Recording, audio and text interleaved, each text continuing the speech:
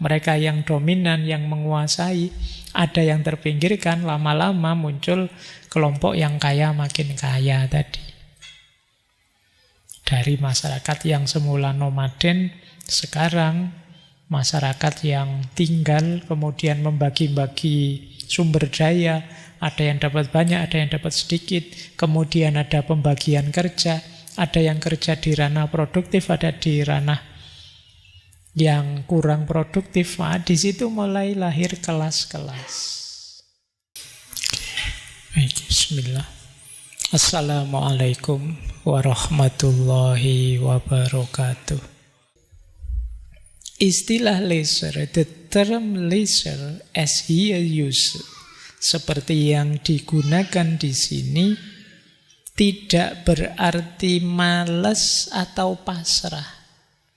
Tidak begitu. Ini bukan kelompok malas, tapi memang waktu luangnya banyak.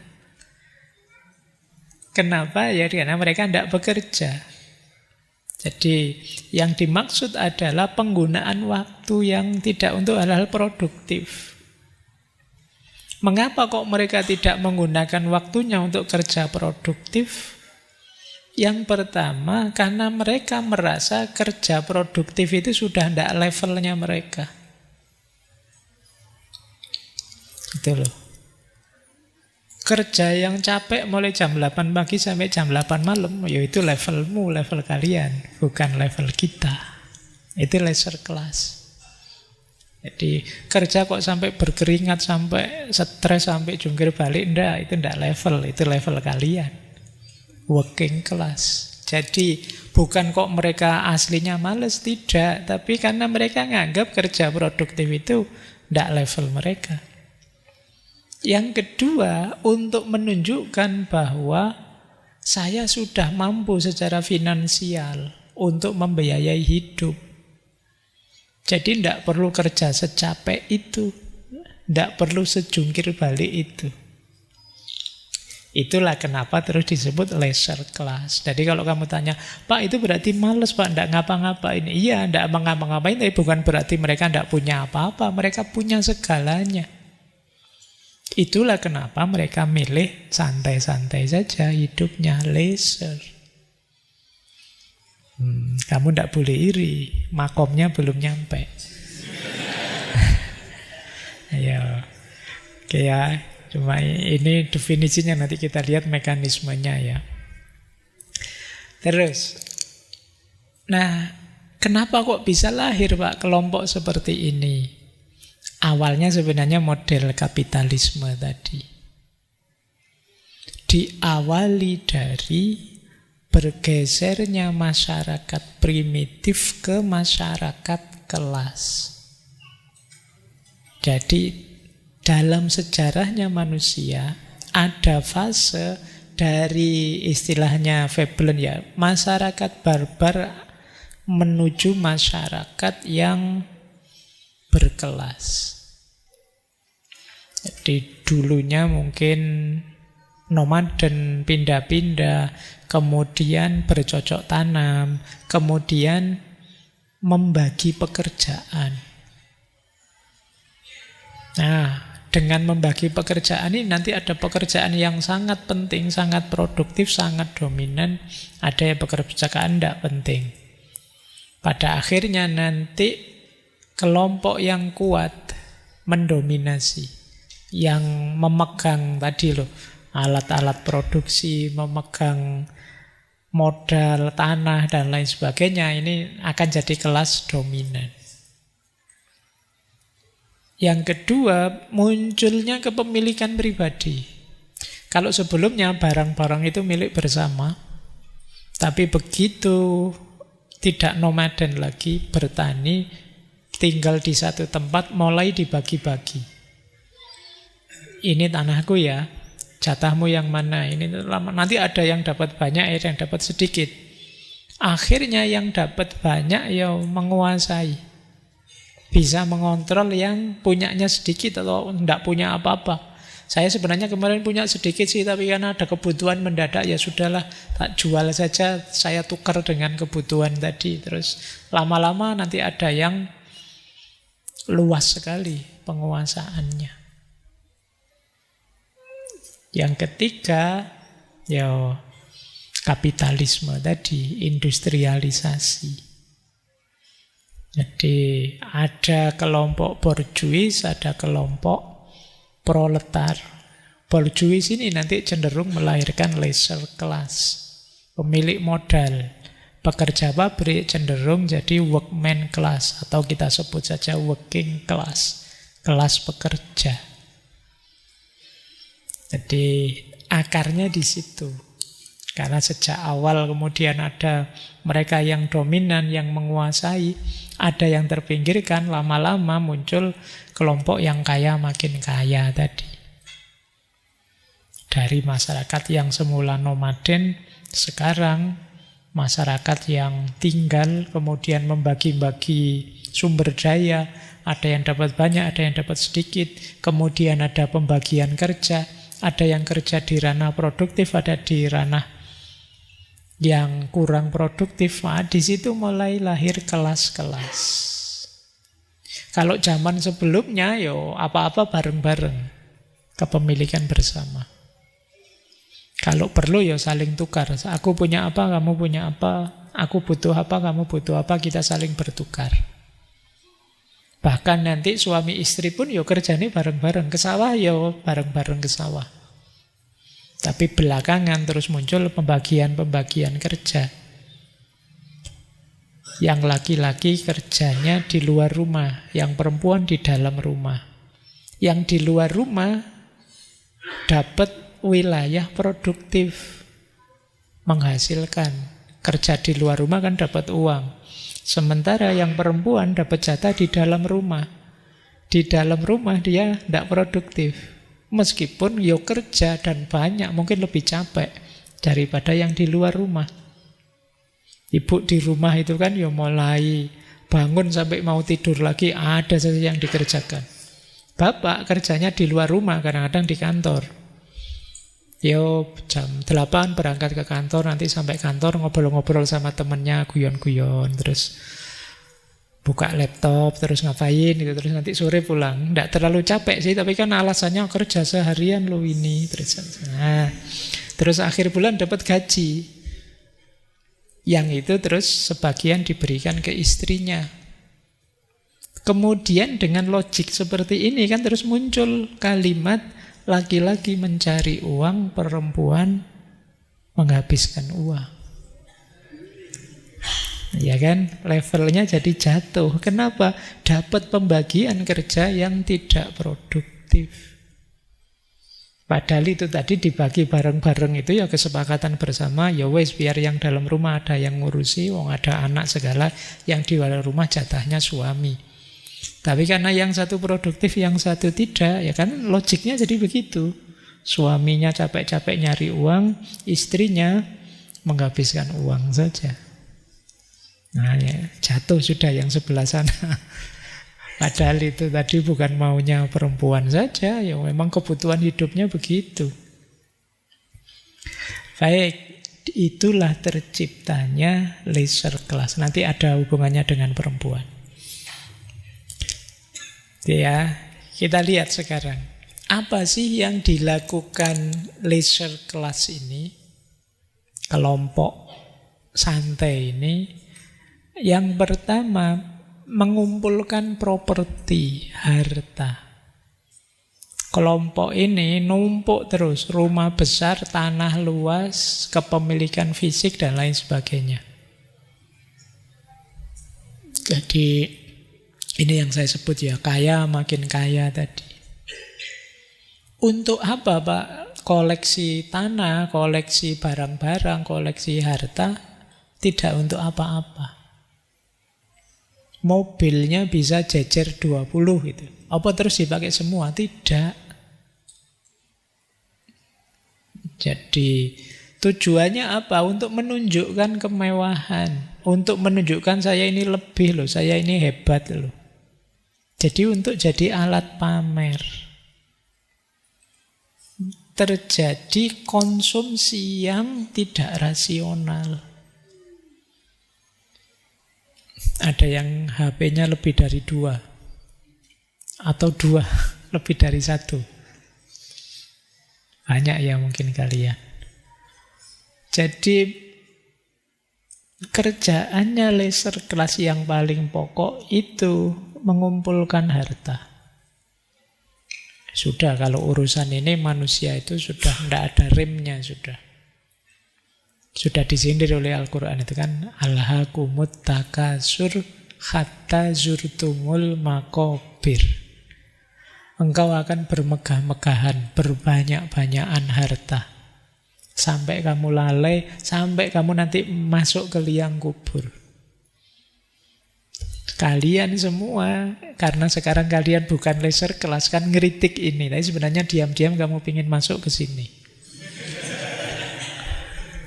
Kamu ingin ada di kelas itu. Jadi mengakumulasi harta sebanyak-banyaknya. Sebenarnya orientasinya nanti apa? Status. Biar jelas bedanya antara aku yang kelompok kelas atas dengan kalian yang kelas bawah.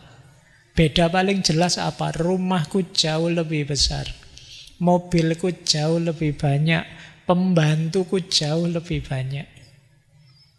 Ini leisure class namanya. Oke, yang dilakukan pertama itu. Yang dilakukan kedua, akumulasi. Kalau ini bukan barang fisik, bukan materi, tapi barang-barang imateri.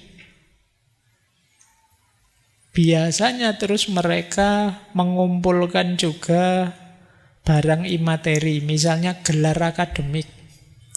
Kadang-kadang ini wong wis sugih, ini pengen kuliah lagi, ndak, status.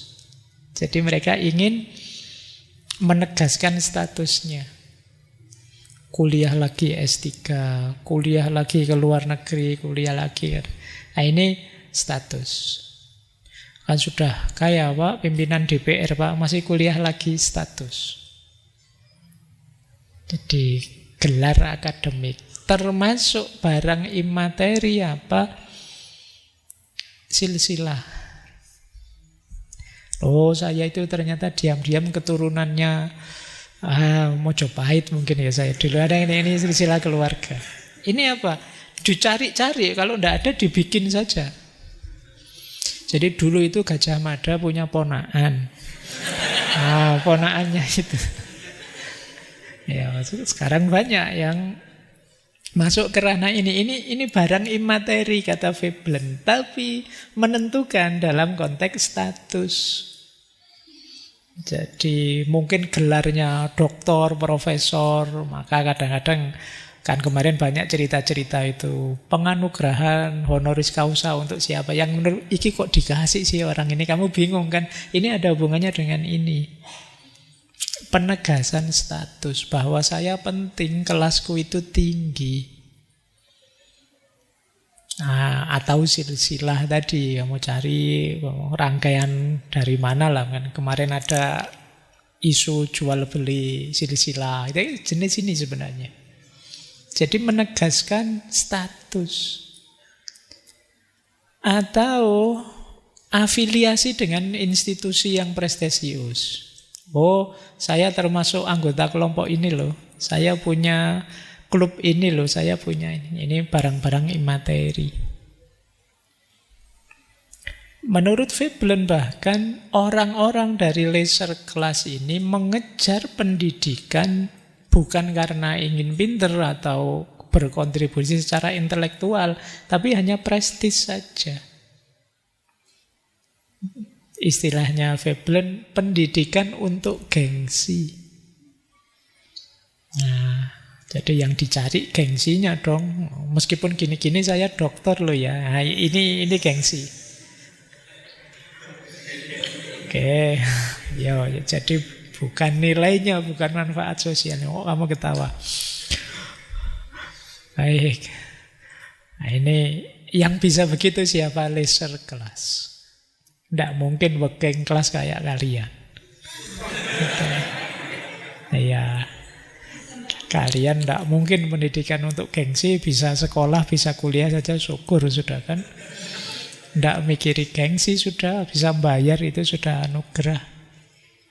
Nah, tapi kalau laser class beda. Tujuannya apa? Status. Untuk menegaskan bahwa saya loh tinggi, level saya sekarang, status saya sekarang.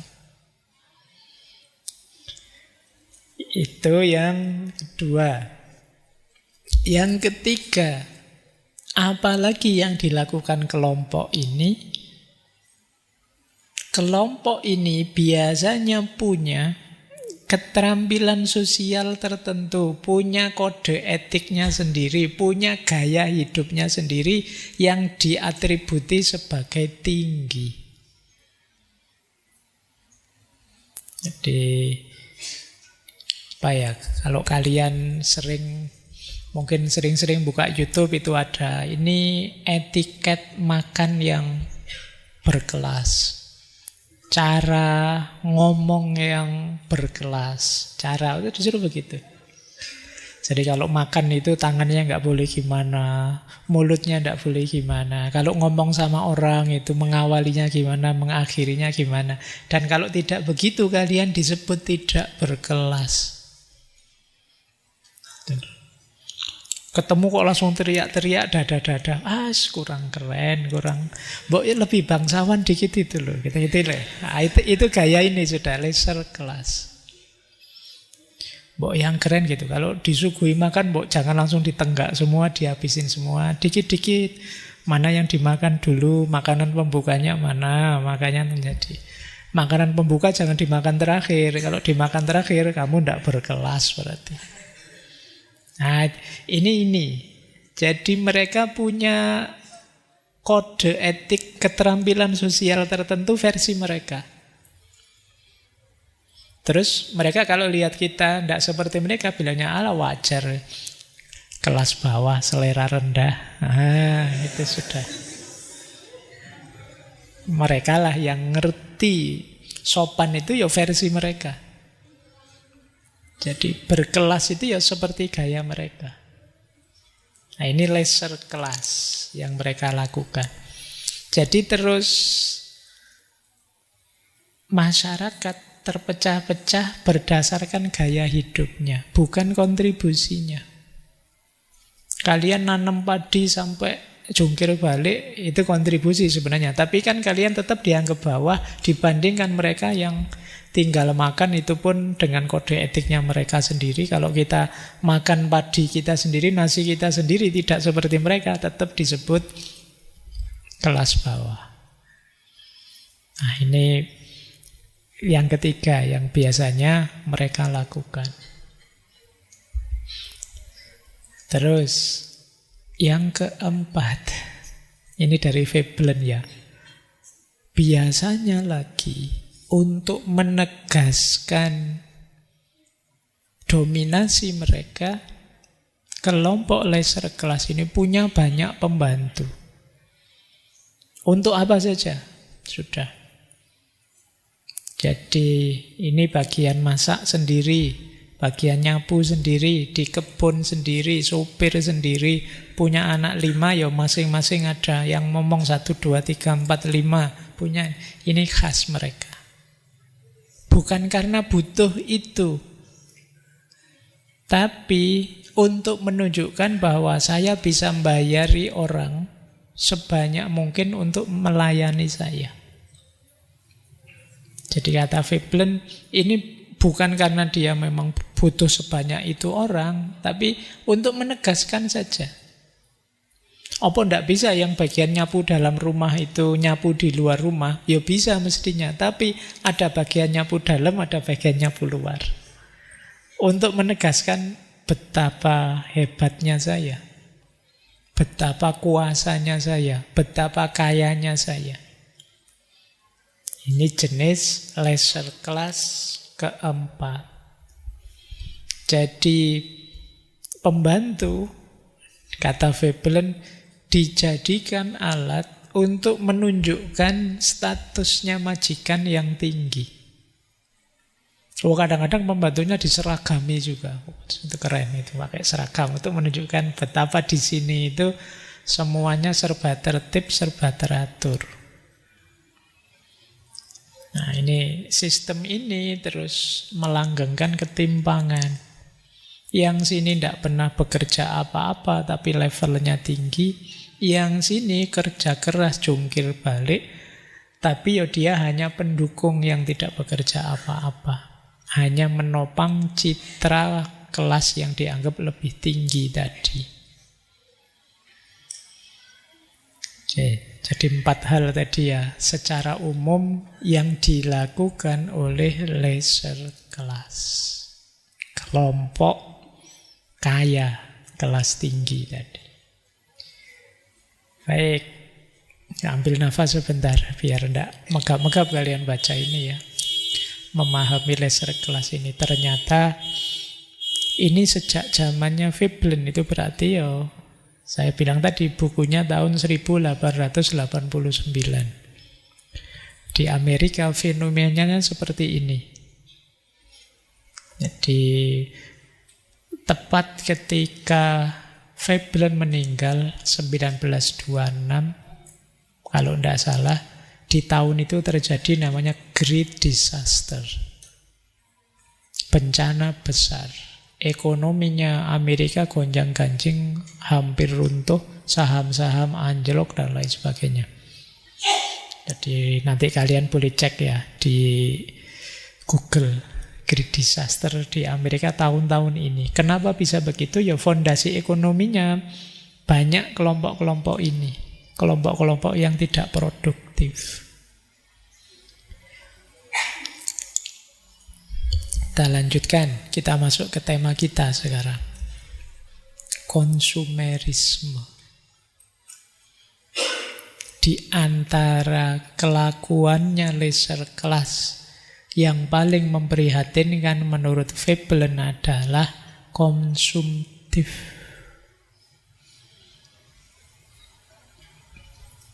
Konsumsi dijadikan gaya hidup untuk menunjukkan status dirinya. Nah ini, kalau di Karl Marx kan, aku memproduksi maka aku ada. Siapa yang memproduksi, dia yang unggul. Tapi di era-era ini justru yang jadi simbol itu konsumsi.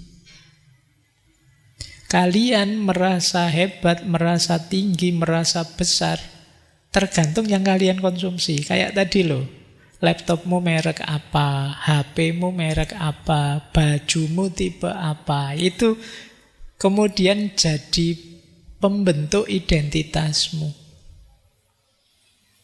Alah, jaket kayak gitu, paling 80.000. Nih yang saya pakai. Konsumsi. Jadi kalian mendefinisikan dirimu, menegaskan dirimu berdasarkan konsumsimu. Oke, motormu merek apa misalnya. Kalau motormu tahun 70-an, wah kamu di atau 80-an atau apa.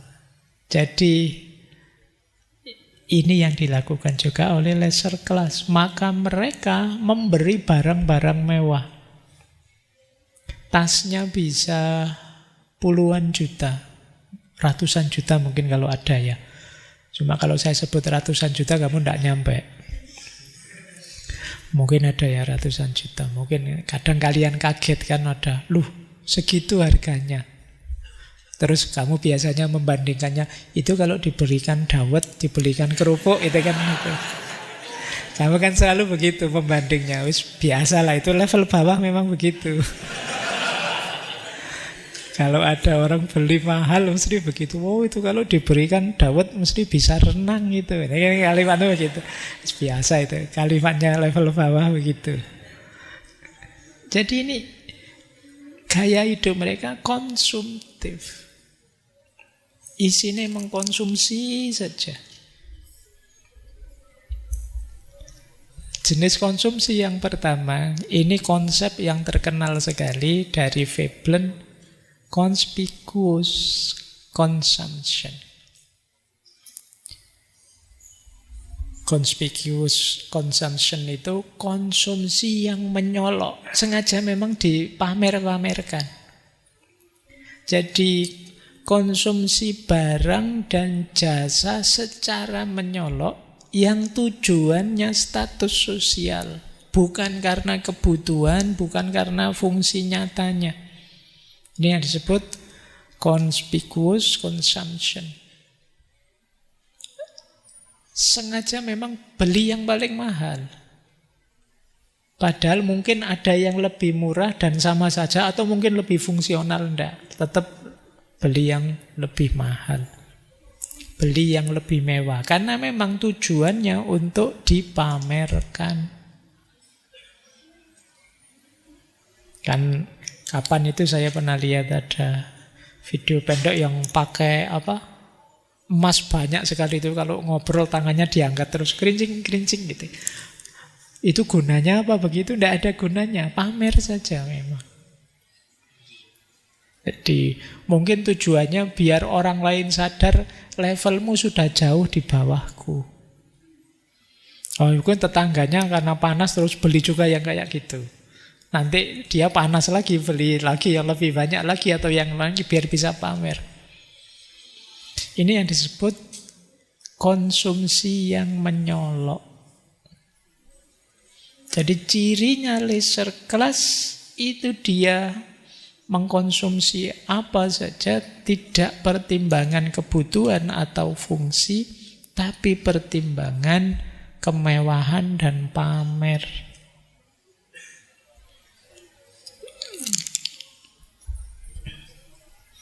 Dan ini nanti tidak hanya barang.